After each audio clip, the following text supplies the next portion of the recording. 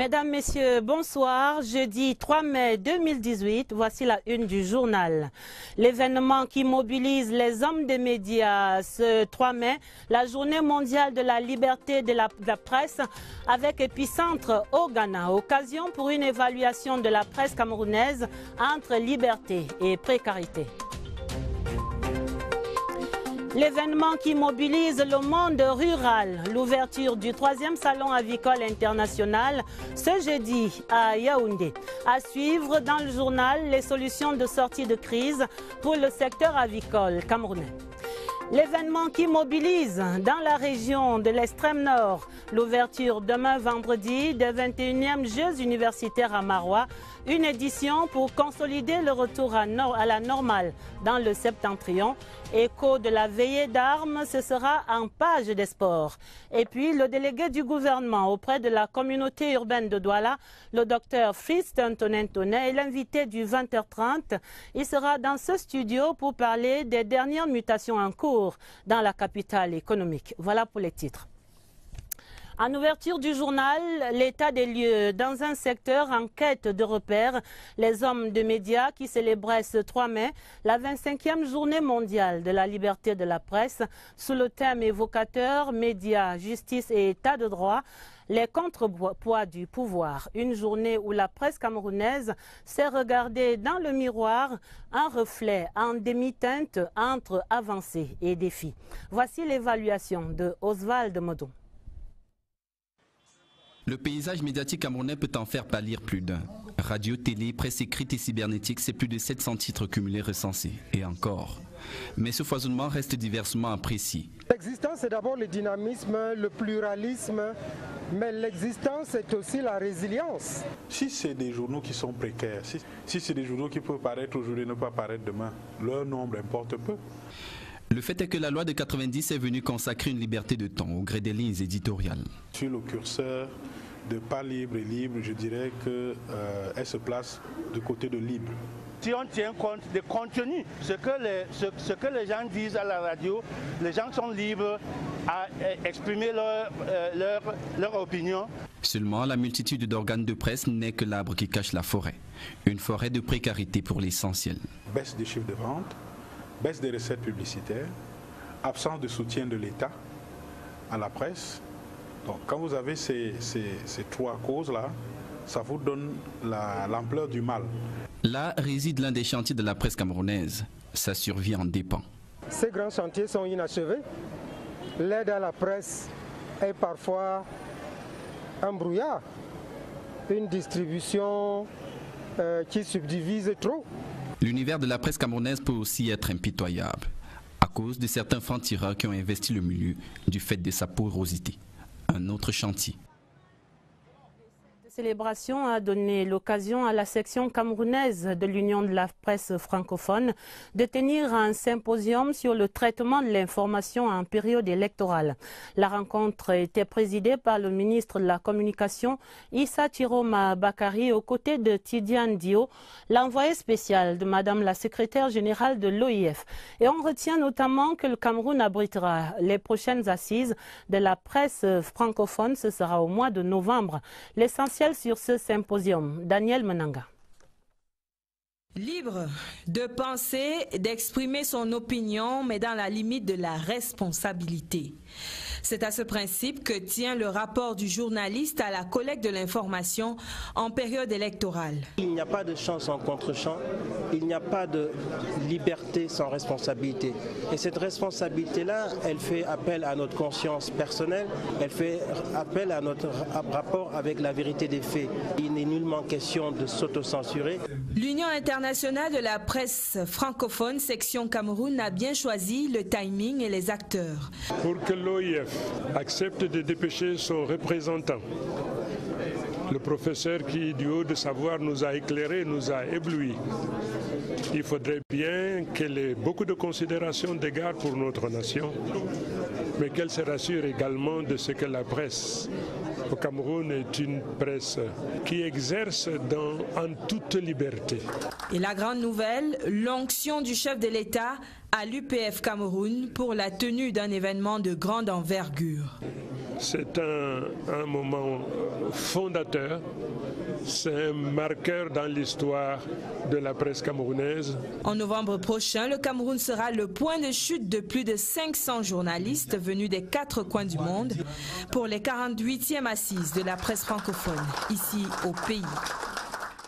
Au cœur de cette célébration de la Journée mondiale de la liberté de la presse, des figures emblématiques du journalisme au Cameroun et tapis rouge ce soir à l'une de ses icônes. Gilbert Tchalaïkani, journaliste et écrivain, il n'a rien perdu de sa verve satirique, bien qu'aujourd'hui affaibli par la maladie.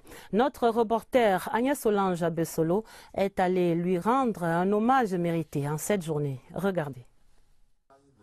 Sa démarche lourde tranche net avec son éloquence légendaire. Gilbert Tchalaïkani, aujourd'hui à la retraite, est resté égal à lui-même. Le journaliste principal ne mâche pas ses mots lorsqu'il faut défendre une noble cause, les canaux du métier. Il faut faire la différence entre le franc-parler et le désordre. Si on vous a choisi pour diriger la presse du RDPC, vous restez dans le cadre du RDPC. Si vous pensez que ça ne vous satisfait pas, vous demandez à vous en aller. Une verve enrobée de satire qui a fait la singularité de sa plume durant ses années de gloire à Radio Cameroun, où il a quasiment fait tous les programmes en côtoyant les plus grands du métier. On a été pris en main par un aîné que je salue, Blaise Moussa. Des aînés Jean-Vincent Tunium, Joseph Marcel Ndi, les Jean-Claude Autour, et plus tard, les Henri Bandolo. Sévère, inflexible quelquefois, dur même et peut-être austère, l'enseignant qu'il fut à l'ESTIC pendant 25 ans ne se dérobe pas, au contraire. Dans ce métier, très peu de gens acceptent d'être critiqués. L'humilité est la marque des grands journalistes. Moi, je suis rigoureux. Moi, on m'a formé à la dure. Au-delà de la rigueur qui caractérise l'homme, c'est un époux attentionné qui a su éblouir sa bien-aimée les 40 dernières années. À 64 ans, l'icône du journalisme est rentrée dans le 3e âge avec ses hauts et ses bas. Tout à fait autre chose dans la suite du journal. La filière avicole est en vitrine au Palais des Congrès de Yaoundé. Le 3e salon avicole international expose les innovations dans ce secteur avec un appel cette année à la jeunesse et à l'employabilité dans la filière. En ouvrant le salon ce jeudi, le docteur Taïga, le ministre de l'élevage, a encouragé la jeunesse camerounaise à saisir toutes les opportunités ainsi exposées à Yaoundé. Chose vue et entendue au salon avicole, Augustin Bichoka.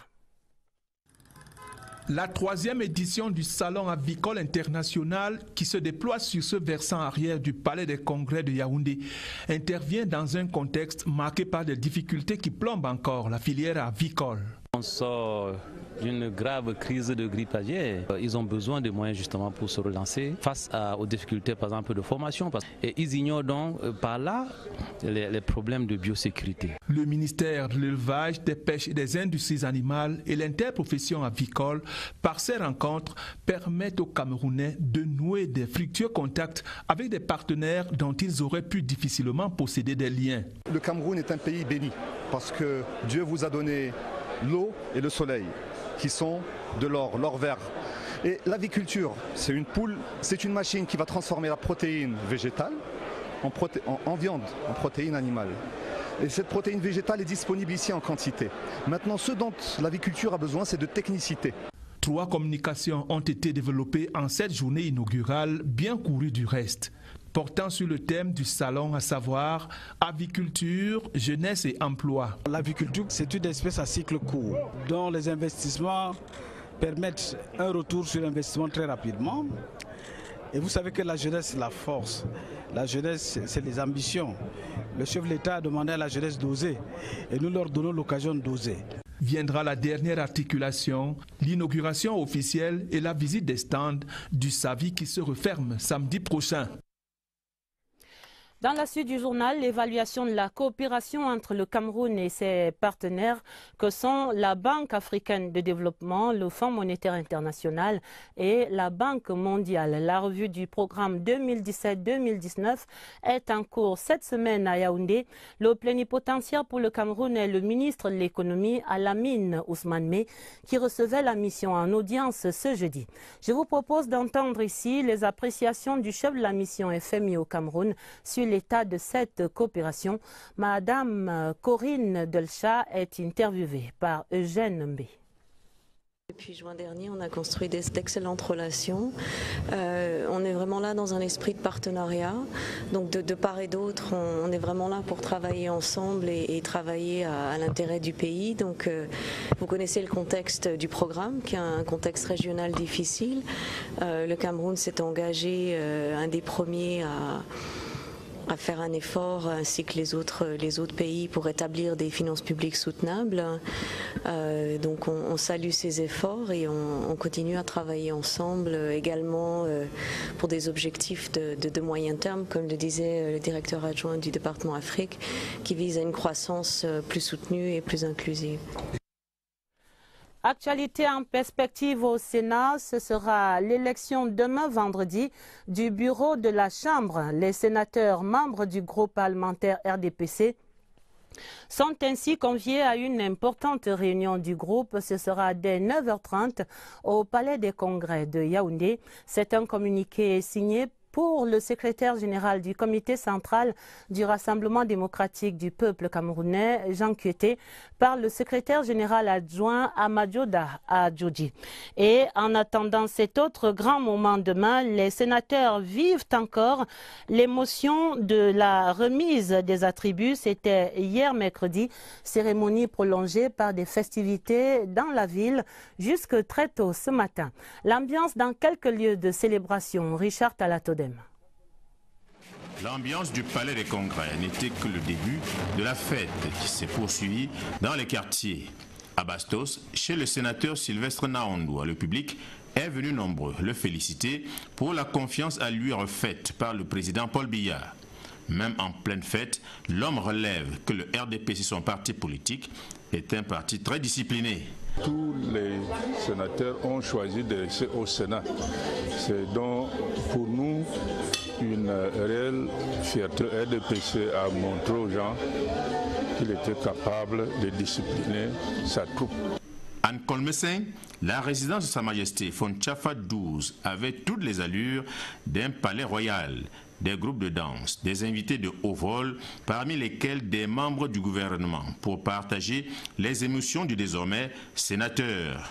Je suis plein d'émotions et je profite de cette occasion de remercier mon chef de l'État. Parce qu'un chef de l'État, il te fait confiance à ce niveau. C'est quelque chose d'inédit. À Hala, bien qu'excentré du centre de la ville, la résidence de Laurent Nkodo était pleine de monde. Le sénateur Laurent Nkodo, sujet de cette ambiance de fête, avait un mot de remerciement pour chacun. C'était donc un peu partout comme ça, la fête. Mais attention, avec leurs attributs, ils sont des sénateurs et doivent se mettre vite au travail pour bien représenter les collectivités territoriales décentralisées. Même joie et même ambiance dans d'autres lieux de réjouissance autour des sénateurs en fête hier mercredi. Retrouvons notre reporter Eugène Bey au milieu des festivités avec 3 sénateurs des régions du centre et du sud.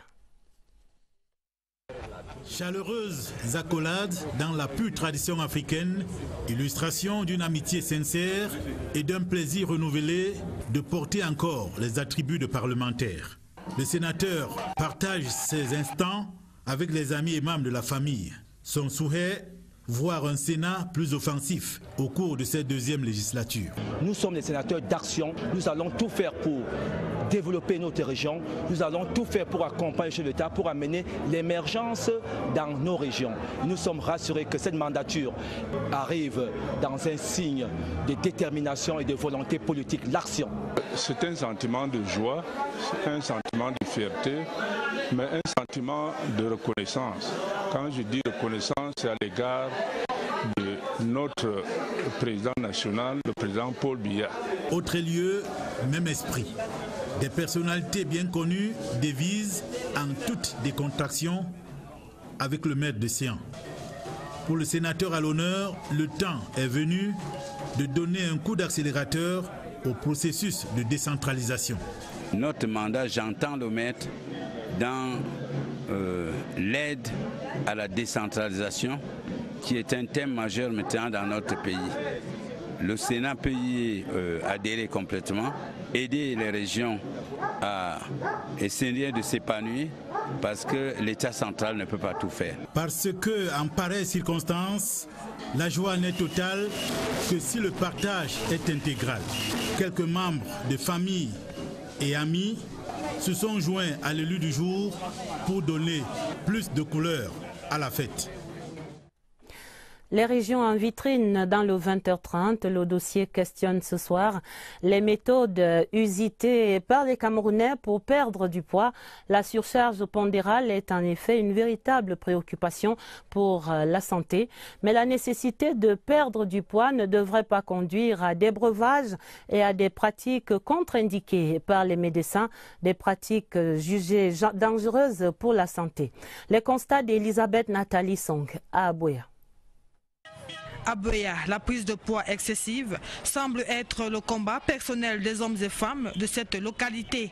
Chacun y va de sa petite astuce pour avoir le corps de ses rêves. J'ai fait le Maple Syrup, je fais ça pendant 10 jours et je ne mange pas, je bois beaucoup d'eau. Le 11e jour, je prends les fruits et les jus naturels. Quand je me lève, je prends de l'eau chaude, accompagné du vinaigre de cidre. Par moment, ça peut être du limon. Sans oublier de temps en temps les abdos pour garder le ventre. Ces méthodes, aussi diverses et variées, semblent pourtant être efficaces. Or, selon les spécialistes de la santé, celles-ci pourraient être nocives. La boulimie, généralement les filles mangent et elles ont l'impression après qu'elles pèsent, et du coup elles se font vomir.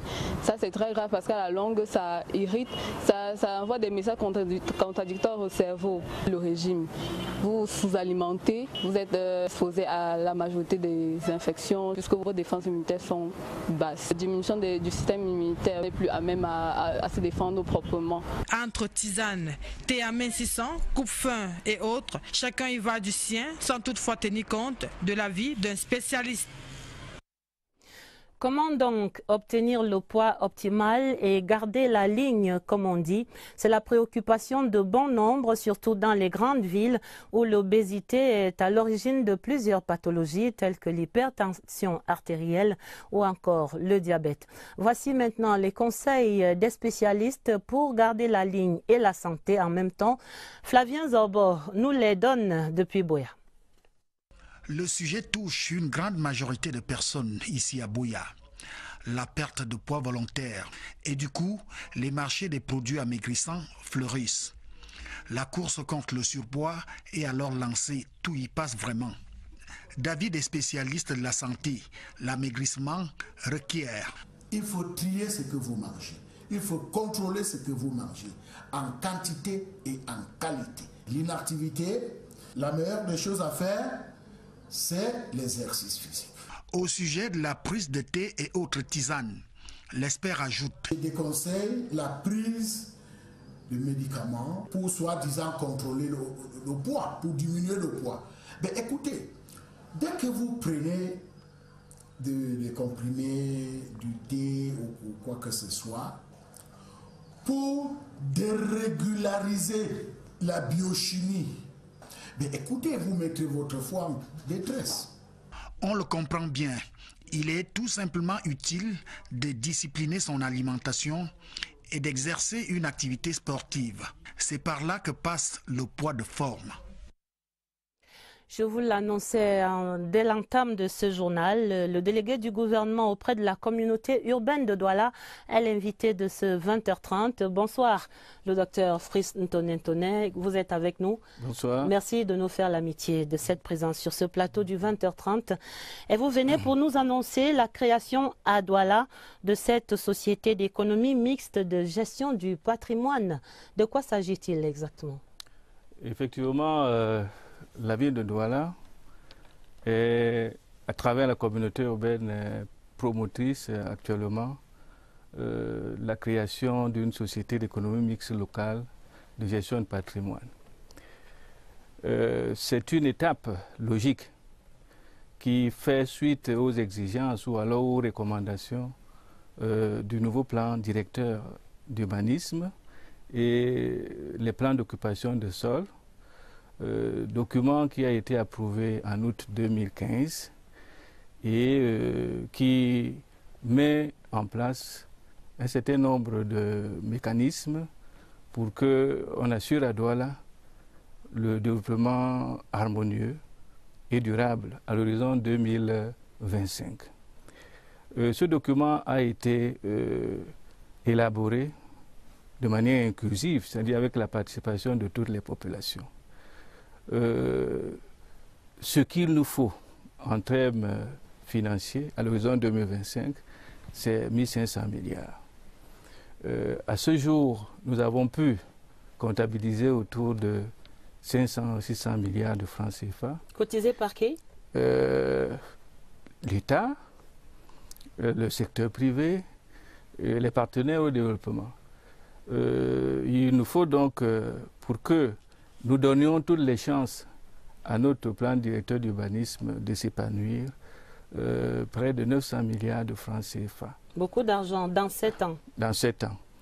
Je pense que le budget de la communauté urbaine, qui est aussi autour de 50 milliards de francs CFA, n'est pas suffisant. Quel intérêt cette société? L'intérêt, c'est qu'il faut qu'on continue à impliquer les bénéficiaires dans toutes les actions de développement de la ville. C'est pour cela que le secteur privé et les sociétés civiles sont sollicités à la lumière donc de la loi sur la décentralisation qui autorise les collectivités à créer des sociétés privées de participer. On a donc lancé depuis le 5 du mois d'avril un appel public à épargne pour constituer donc le capital social initial de cette société-là. Ce capital évalué à 10 milliards de francs CFA. Ce seront donc des souscriptions libres. Et pour quel intérêt, par les temps qui courent, ces histoires d'argent, comment les populations pourraient-elles être rassurées qu'elles ne seront pas grugées dans cette affaire? Les populations doivent être rassurées parce que c'est une procédure très encadrée, notamment par la Commission des marchés financiers qui a donné un visa après l'examen d'un dossier solide qui a été élaboré avec l'aide d'un PSI, c'est-à-dire d'un prestataire de services d'investissement, que je ne veux pas citer ici pour ne pas faire la publicité. Et les populations, donc, en participant, vont permettre à la ville d'atteindre ses objectifs, vont participer activement. Et comme c'est une société et que les projets qui sont inscrits, ce sont des projets générateurs de revenus, il y aura donc, en dehors des retombées naturelles qui consistent à une ville développée, moderne, mais par le biais des dividendes, ces populations... Selon les quotes-parts.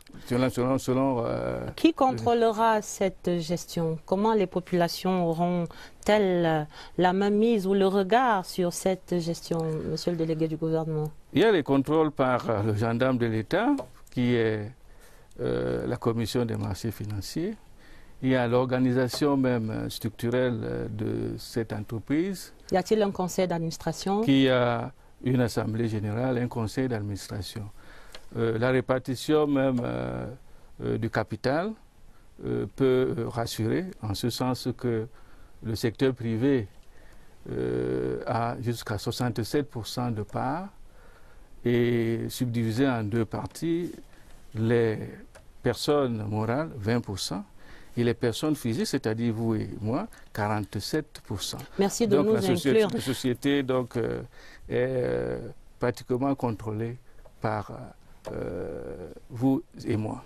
Alors, c'est la consécration du PPP, partenariat public-privé, ou alors la fin en quelque sorte de cette forme-là et la promotion de cette nouvelle forme, sous forme donc de cette société d'économie mixte de gestion du patrimoine.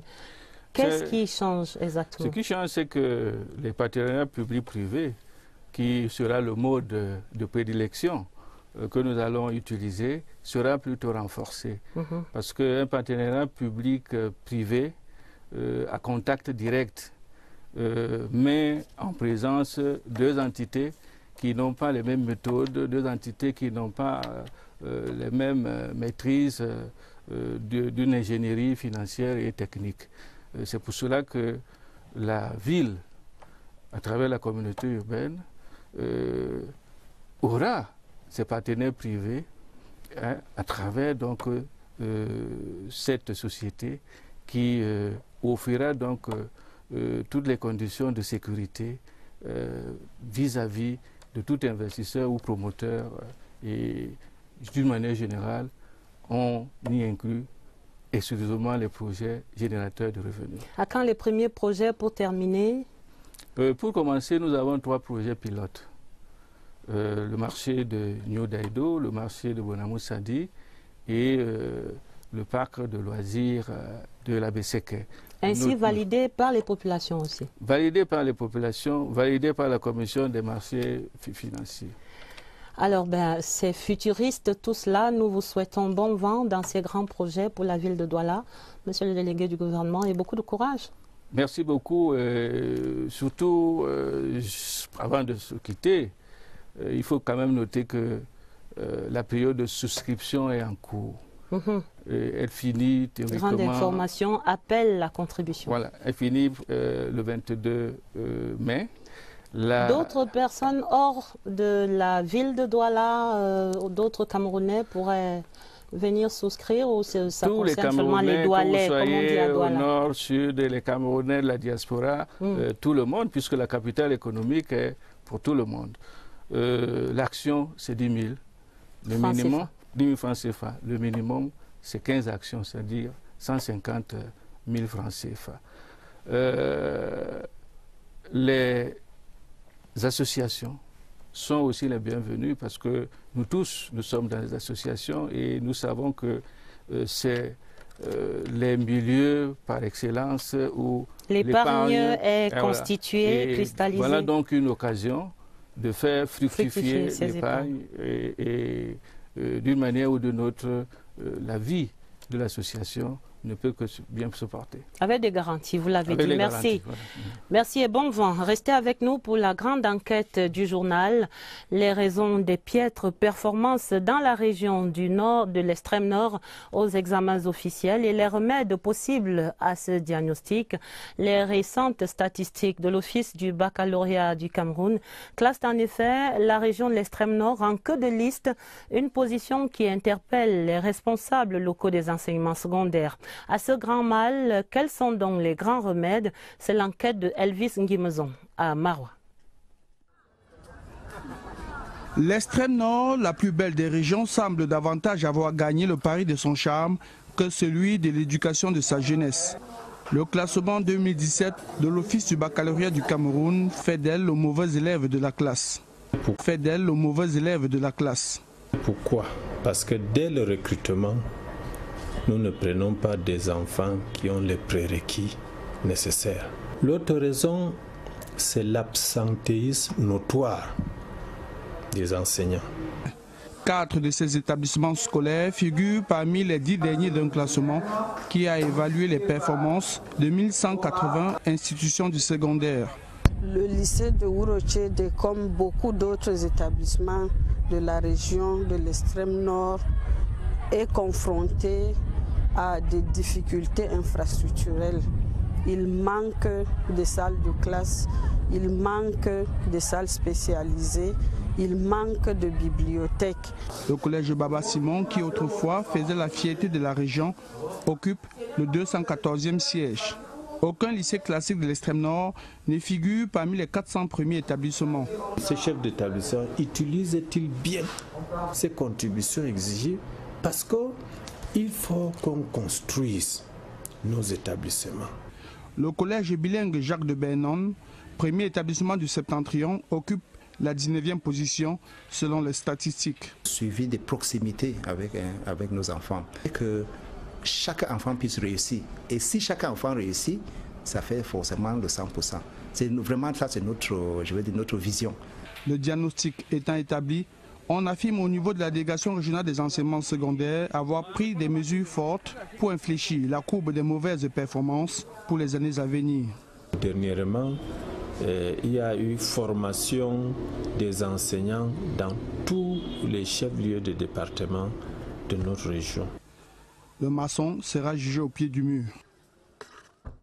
Reparlons donc des premières journées de la coopération médicale entre la Turquie et 4 pays africains, dont le Cameroun. Des médecins étaient invités pour s'imprégner des nouvelles technologies dans le diagnostic et la prise en charge des cancers.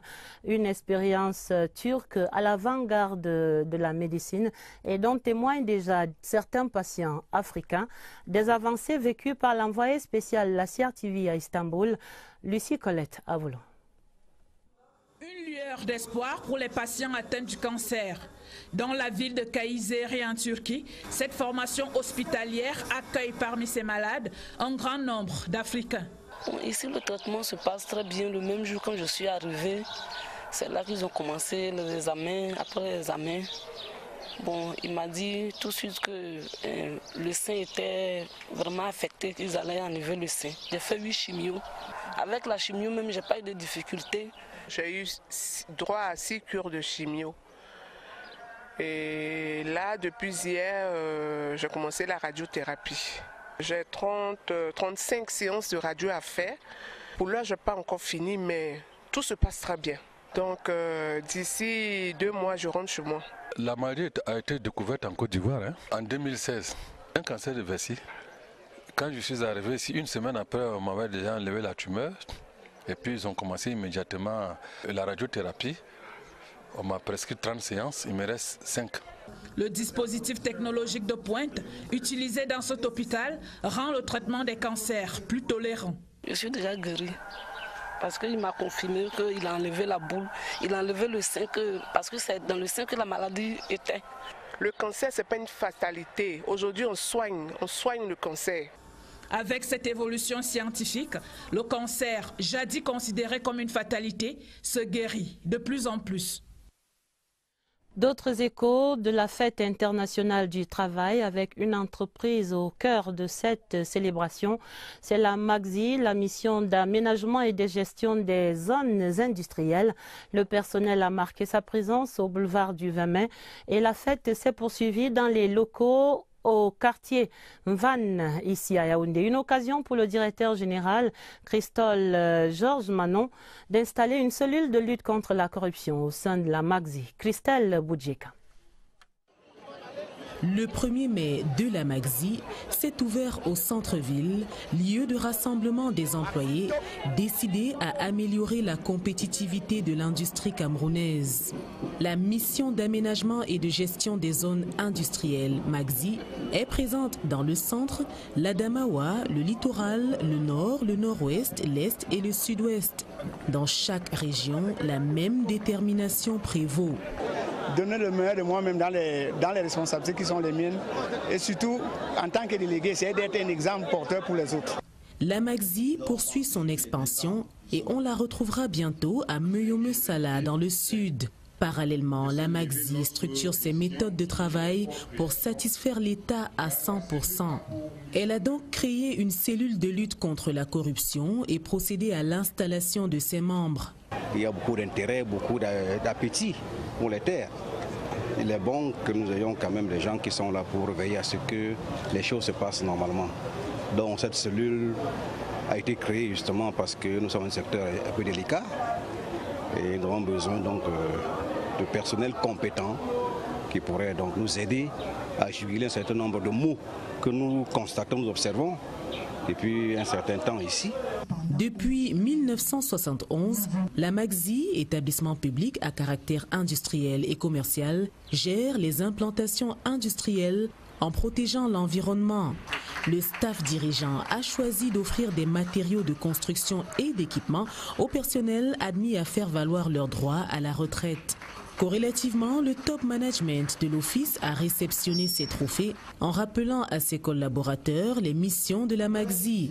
Entre autres, faciliter les rapports entre les promoteurs et l'administration, concevoir et réaliser des zones industrielles. En international, l'actualité au Parlement panafricain, c'est la bataille en cours pour la présidence de l'institution et face au Camerounais Roger Daniel Nkododan, candidat pour l'Afrique centrale, c'est l'Égyptien Moustapha Abdelaziz El Jendi, porte-parole et fanion de l'Afrique du Nord. Ces élections qui ont lieu le 10 mai dans 5 jours, ce sera à Midrand en Afrique du Sud, constitue le principal enjeu de la 6e session en cours à Midrand en ce moment. Les échos de cette session avec Lucrèce Modou-Ndjemba, l'envoyé spécial de la CRTV. Calme plat au Parlement panafricain. À une semaine du renouvellement du bureau, ce n'est pas encore la grande affluence au siège. Mais les ouvriers ont de quoi moudre. Le bureau sortant, sous la conduite de son président Roger Nkododan, tient sa dernière réunion, la 17e, élargie au secrétariat général. Au menu, l'examen et l'adoption des différents rapports et procès-verbaux, ainsi que les préparatifs de la 6e session ordinaire. Mais en réalité, c'est un parfum de campagne qui flotte dans l'air. L'heure est aux manœuvres de coulisses. Face à notre compatriote Roger Nkododan, un candidat de l'Afrique du Nord, l'Égyptien Moustapha Abdelaziz El Jendi, qui a été vice-président du Parlement panafricain au cours de la législature 2012-2015. Autre candidature probable, celle de l'Afrique australe. Tifti Rumbira, déjà en campagne, devra d'abord en découdre avec un candidat botswanais. Les autres caucus sont pour la plupart en lice pour les postes de vice-président. La présidence, elle, sera âprement disputé. Et pour cause, jadis considéré comme un machin, le Parlement panafricain sous Roger Nkododan a gagné en crédibilité, en maturité et en visibilité. Ses succès sur le plan diplomatique au bénéfice des peuples africains se sont multipliés. Le bilan positif de notre compatriote attise certes des convoitises, mais ce bilan constitue surtout un argument de campagne pour Roger Nkododan qui souhaite continuer à écrire les belles pages de la Chambre panafricaine. La page des sports est veillée d'armes à Marois, plus que quelques heures maintenant, et le coup d'envoi sera donné pour les 21e Jeux universitaires. Les délégations officielles sont déjà dans la ville, les athlètes également. Du coup, la température est montée de plusieurs crans dans les fan zones et dans les rues à Marois. Ambiance carnavalesque racontée par Job Nganadako. Communion parfaite entre les athlètes et la population de la ville de Marois, du boulevard du Renouveau de Domayo au service du gouverneur, en passant par le Pont Vert et le carrefour artisanat. Les athlètes qui vont prendre part à cette 21e édition des Jeux universitaires ont donné à voir aux populations qui s'en réjouissent. Je ne savais pas comment était le logo de l'université de Marois, de l'université même de Ngaoundéré, de l'université de Tchan, de l'université de Boya, de l'université de bref, dans toutes les universités du Cameroun. Ça me donne du bien, je suis content, très fier même quand les universités venaient à Mama. Les dirigeants du Cameroun ont été représentés à travers des rythmes et des tenues traditionnelles, véhiculant des messages du vivre ensemble, de l'unité nationale et du multiculturalisme. J'envoie précisément la région du littoral. Moi je représente la Mangone. C'est le choc qui prend encore. Nous allons vraiment montrer à Marois ce que les travaux savent faire. Ce carnaval, loin d'être une simple marche sportive, revêt tout un symbole. Au-delà effectivement de cette dimension compétitive, l'autre dimension effectivement, c'est de faire en sorte que les populations de la ville de Marois puissent vibrer en sons et rythmes. Aujourd'hui, nous sommes dans la phase festive, dans la phase populaire de cette 21e édition des Jeux universitaires. Un avant-goût de ce qui attend les populations de Marois pendant ces Jeux universitaires qui seront officiellement lancés ce vendredi 4 mai. Cette s'annonce belle à Marois. L'essentiel à retenir de ce 20h30 qui s'achève, c'est l'événement qui mobilise les hommes de médias ce jeudi, la journée mondiale de la liberté de la presse, célébrée ce 3 mai avec un épicentre au Ghana. C'était l'occasion pour la rédaction d'une évaluation de la presse camerounaise entre liberté et précarité.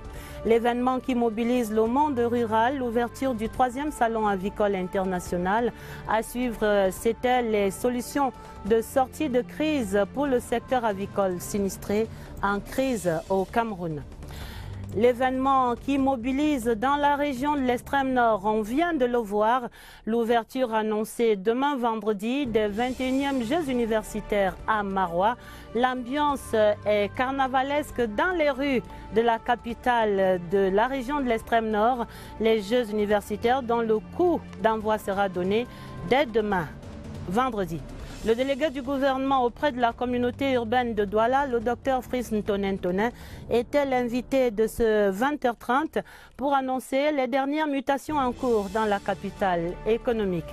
La fin de ce 20h30 préparé avec la collaboration de Marie-Laurence Nke. Vous aurez d'autres informations à minuit avec Nicole Doudou et Baldwin Sama. Immédiatement sur cette antenne, Espace Politique.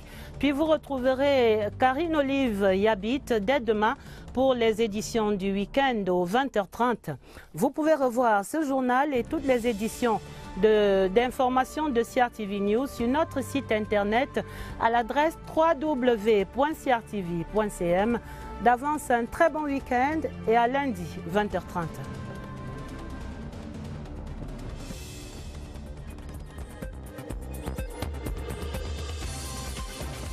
Prochain, le Cameroun sera le point de chute de plus de 500 journalistes venus des 4 coins du monde pour les 48e assises de la presse francophone, ici au pays. Au cœur de cette célébration de la Journée mondiale de la liberté de la presse, des figures emblématiques du journalisme au Cameroun et tapis rouge ce soir à l'une de ces icônes. Gilbert Tchalaïkani, journaliste et écrivain, il n'a rien perdu de sa verve satirique, bien qu'aujourd'hui affaibli par la maladie. Notre reporter Agnès Solange Abessolo est allé lui rendre un hommage mérité en cette journée. Regardez. Sa démarche lourde tranche net avec son éloquence légendaire. Gilbert Tchalaïkani, aujourd'hui à la retraite, est resté égal à lui-même. Le journaliste principal ne mâche pas ses mots lorsqu'il faut défendre une noble cause, les canaux du métier. Il faut faire la différence entre le franc-parler et le désordre. Si on vous a choisi pour diriger la presse du RDPC, vous restez dans le cadre du RDPC. Si vous pensez que ça ne vous satisfait pas, vous demandez à vous en aller. Une verve enrobée de satire qui a fait la singularité de sa plume durant ses années de gloire à Radio Cameroun, où il a quasiment fait tous les programmes en côtoyant les plus grands du métier.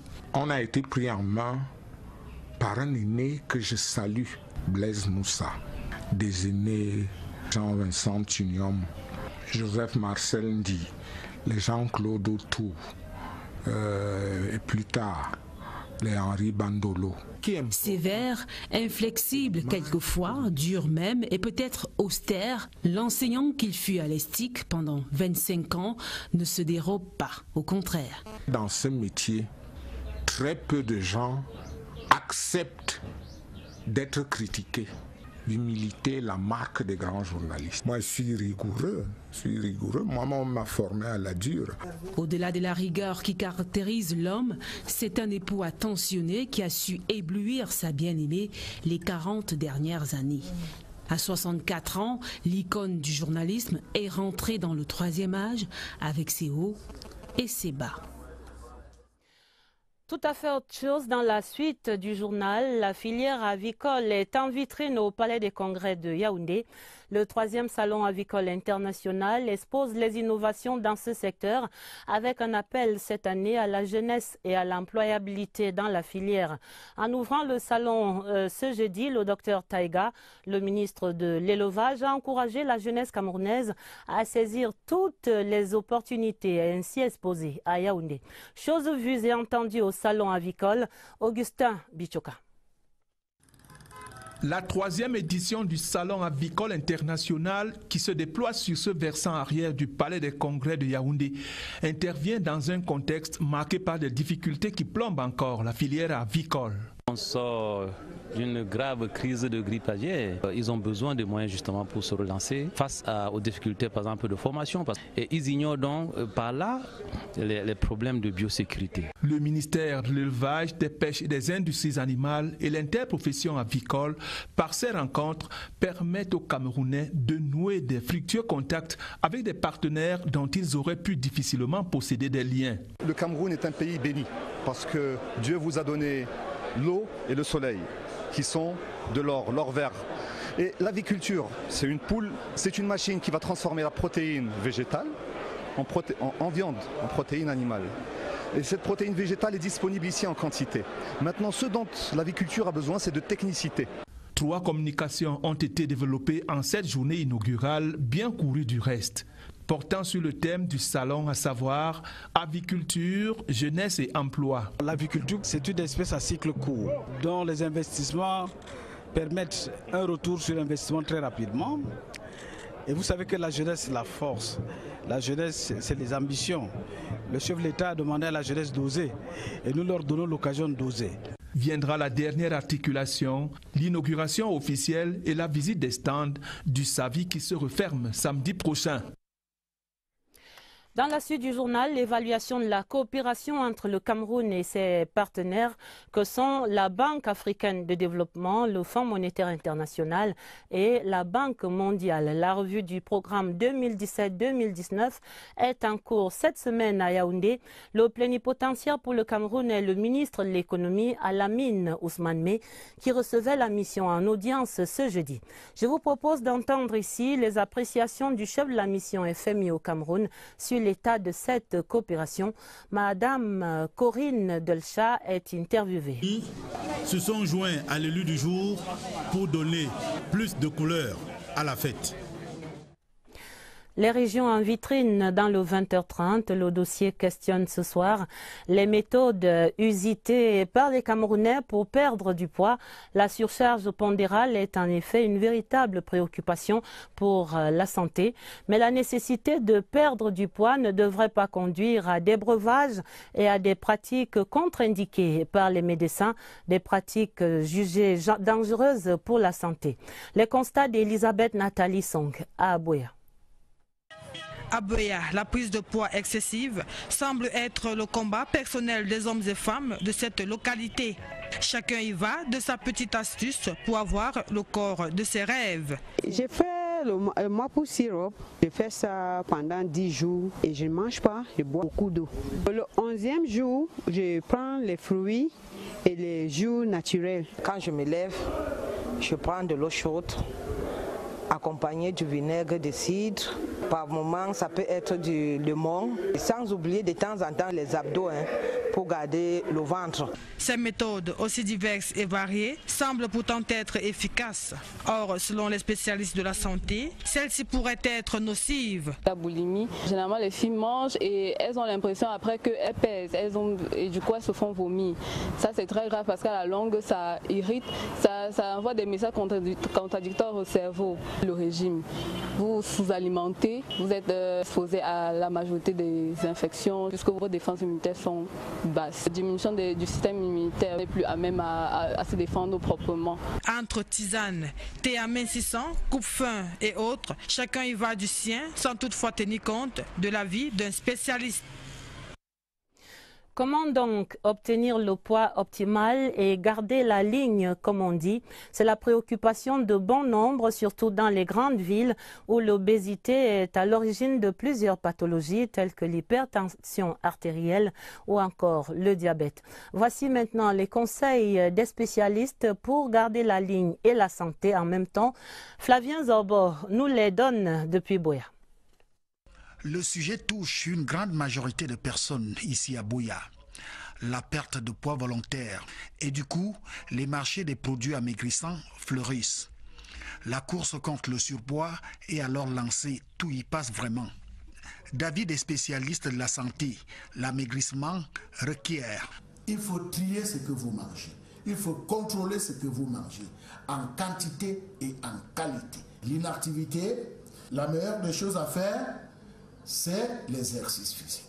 Au sujet de la prise de thé et autres tisanes, l'expert ajoute. Je déconseille la prise de médicaments pour soi-disant contrôler le poids, pour diminuer le poids. Mais écoutez, dès que vous prenez des comprimés, du thé ou quoi que ce soit, pour dérégulariser la biochimie, mais écoutez, vous mettez votre foie en détresse. On le comprend bien.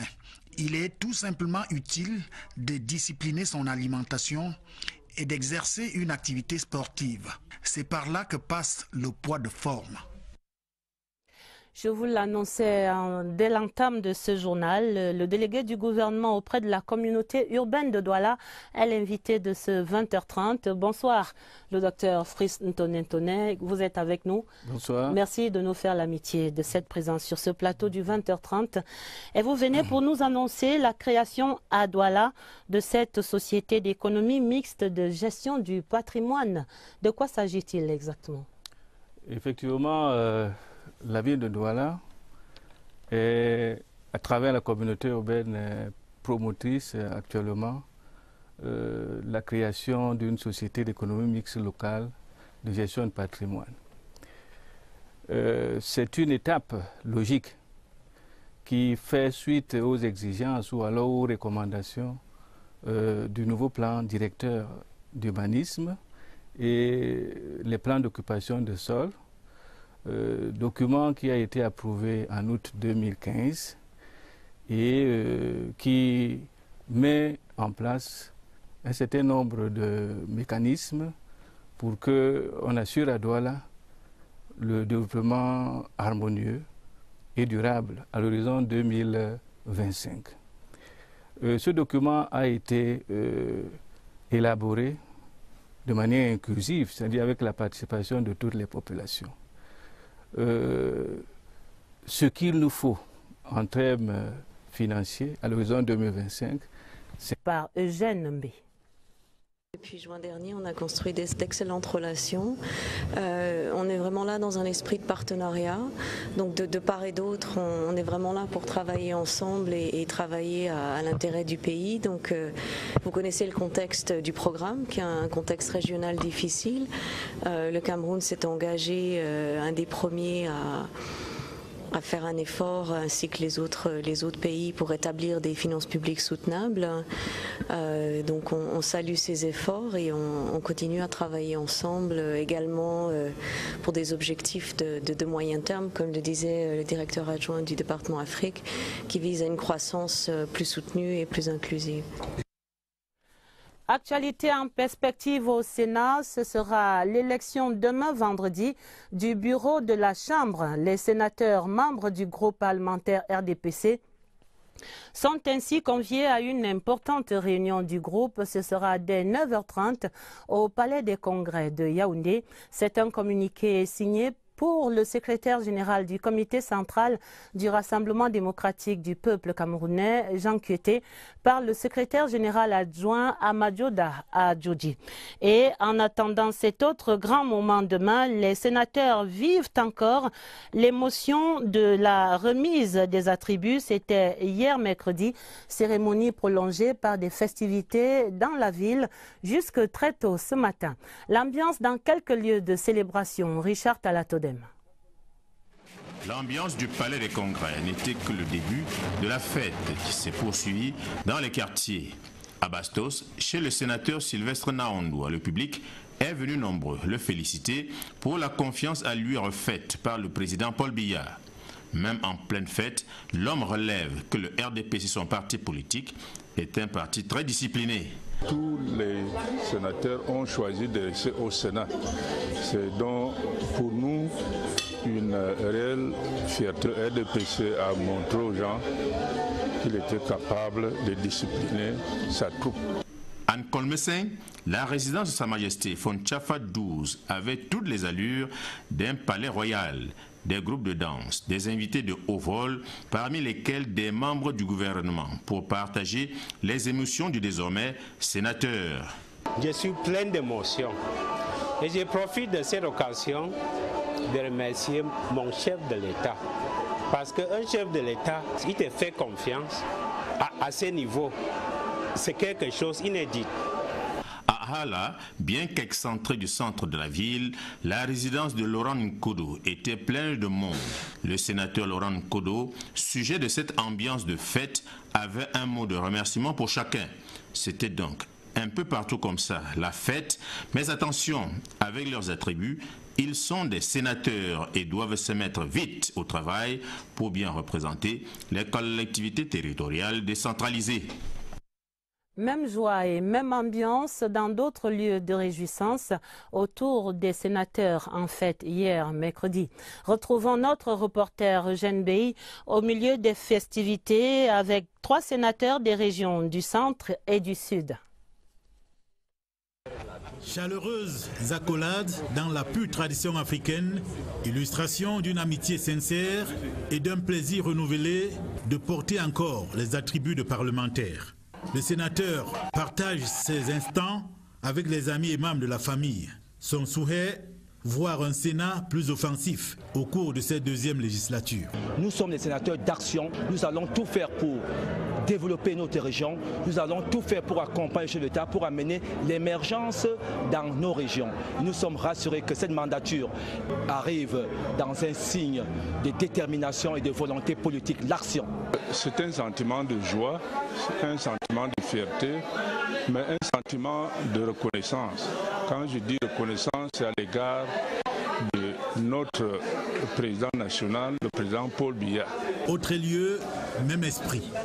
Des personnalités bien connues dévisent en toute décontraction avec le maître de séance.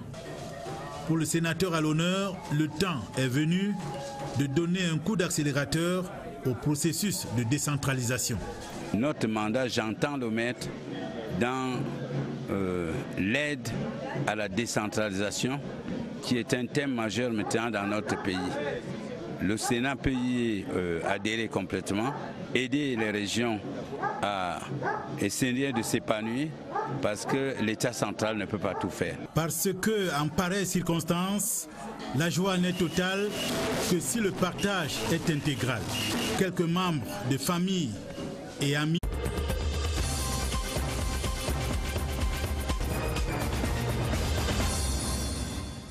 Mesdames, Messieurs, bonsoir. Jeudi 3 mai 2018, voici la une du journal. L'événement qui mobilise les hommes des médias ce 3 mai, la journée mondiale de la liberté de la presse avec épicentre au Ghana. Occasion pour une évaluation de la presse camerounaise entre liberté et précarité. L'événement qui mobilise le monde rural, l'ouverture du 3e salon avicole international ce jeudi à Yaoundé. À suivre dans le journal les solutions de sortie de crise pour le secteur avicole camerounais. L'événement qui mobilise dans la région de l'extrême nord, l'ouverture demain vendredi des 21e Jeux universitaires à Maroua, une édition pour consolider le retour à la normale dans le septentrion. Écho de la veillée d'armes, ce sera en page des sports. Et puis le délégué du gouvernement auprès de la communauté urbaine de Douala, le docteur Fritz Antonin-Tonnet, est l'invité du 20h30. Il sera dans ce studio pour parler des dernières mutations en cours dans la capitale économique. Voilà pour les titres. En ouverture du journal, l'état des lieux dans un secteur en quête de repères, les hommes de médias qui célébraient ce 3 mai la 25e journée mondiale de la liberté de la presse sous le thème évocateur médias, justice et état de droit. Les contrepoids du pouvoir, une journée où la presse camerounaise s'est regardée dans le miroir, un reflet en demi-teinte entre avancées et défis. Voici l'évaluation de Oswald Modon. Le paysage médiatique camerounais peut en faire pâlir plus d'un. Radio, télé, presse écrite et cybernétique, c'est plus de 700 titres cumulés recensés. Et encore. Mais ce foisonnement reste diversement apprécié. L'existence, c'est d'abord le dynamisme, le pluralisme, mais l'existence, c'est aussi la résilience. Si c'est des journaux qui sont précaires, si c'est des journaux qui peuvent paraître aujourd'hui et ne pas paraître demain, leur nombre importe peu. Le fait est que la loi de 90 est venue consacrer une liberté de ton au gré des lignes éditoriales. Sur le curseur de pas libre et libre, je dirais qu'elle se place du côté de libre. Si on tient compte des contenus, ce que les gens disent à la radio, les gens sont libres à exprimer leur opinion. Seulement, la multitude d'organes de presse n'est que l'arbre qui cache la forêt. Une forêt de précarité pour l'essentiel. Baisse des chiffres de vente, baisse des recettes publicitaires, absence de soutien de l'État à la presse. Donc quand vous avez ces trois causes-là, ça vous donne l'ampleur du mal. Là réside l'un des chantiers de la presse camerounaise. Sa survie en dépend. Ces grands chantiers sont inachevés. L'aide à la presse est parfois un brouillard, une distribution qui subdivise trop. L'univers de la presse camerounaise peut aussi être impitoyable, à cause de certains francs-tireurs qui ont investi le milieu du fait de sa porosité. Un autre chantier. Cette célébration a donné l'occasion à la section camerounaise de l'Union de la presse francophone de tenir un symposium sur le traitement de l'information en période électorale. La rencontre était présidée par le ministre de la Communication, Issa Chiroma Bakari, aux côtés de Tidiane Dio, l'envoyé spécial de Madame la secrétaire générale de l'OIF. Et on retient notamment que le Cameroun abritera les prochaines assises de la presse francophone. Ce sera au mois de novembre. L'essentiel sur ce symposium. Daniel Menanga. Libre de penser, d'exprimer son opinion, mais dans la limite de la responsabilité.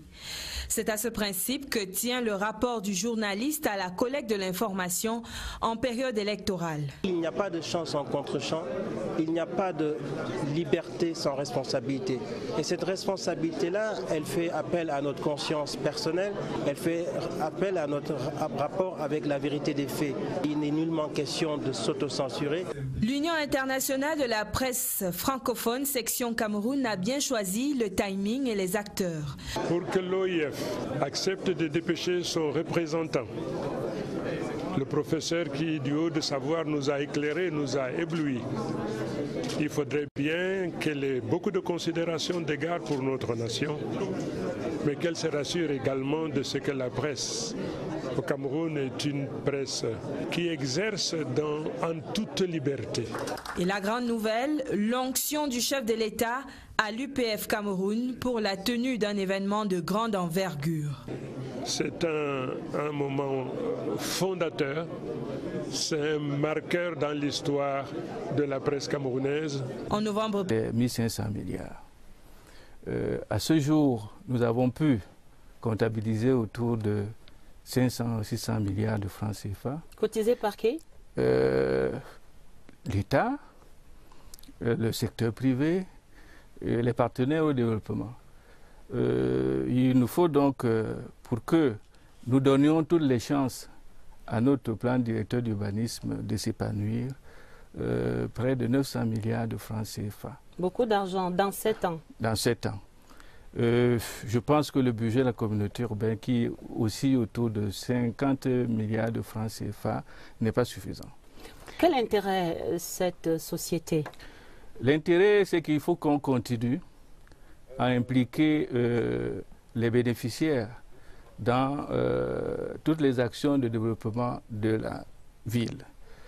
C'est pour cela que le secteur privé et les sociétés civiles sont sollicités à la lumière donc de la loi sur la décentralisation qui autorise les collectivités à créer des sociétés privées de participer. On a donc lancé depuis le 5 du mois d'avril un appel public à épargne pour constituer donc le capital social initial de cette société-là. Ce capital évalué à 10 milliards de francs CFA. Ce seront donc des souscriptions libres. Et pour quel intérêt, par les temps qui courent, ces histoires d'argent, comment les populations pourraient-elles être rassurées qu'elles ne seront pas grugées dans cette affaire? Les populations doivent être rassurées parce que c'est une procédure très encadrée, notamment par la commission des marchés financiers qui a donné un visa après l'examen d'un dossier solide qui a été élaboré avec l'aide d'un PSI, c'est-à-dire d'un prestataire de services d'investissement, que je ne veux pas citer ici pour ne pas faire la publicité. Et les populations, donc, en participant, vont permettre à la ville d'atteindre ses objectifs, vont participer activement.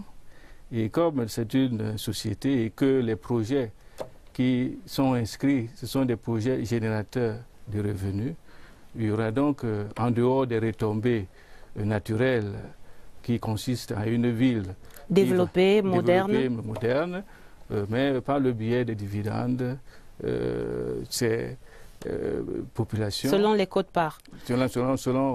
Qui contrôlera cette gestion? Comment les populations auront-elles la mainmise ou le regard sur cette gestion, monsieur le délégué du gouvernement? Il y a les contrôles par le gendarme de l'État, qui est la commission des marchés financiers. Il y a l'organisation même structurelle de cette entreprise. Y a-t-il un conseil d'administration? Qui a une assemblée générale, un conseil d'administration. La répartition même du capital peut rassurer, en ce sens que le secteur privé a jusqu'à 67% de parts et subdivisé en deux parties, les personnes morales, 20%, et les personnes physiques, c'est-à-dire vous et moi, 47%. Merci de nous inclure. La société donc, est pratiquement contrôlée par vous et moi.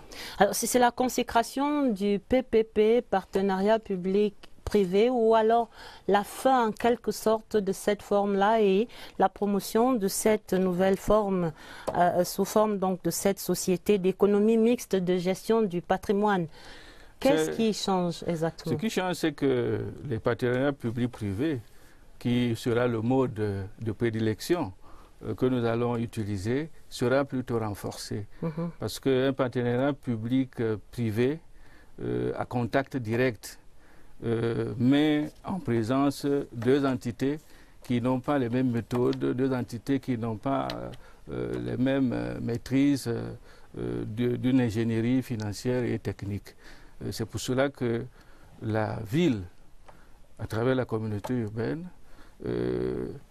aura ses partenaires privés à travers donc, cette société qui offrira donc toutes les conditions de sécurité vis-à-vis de tout investisseur ou promoteur et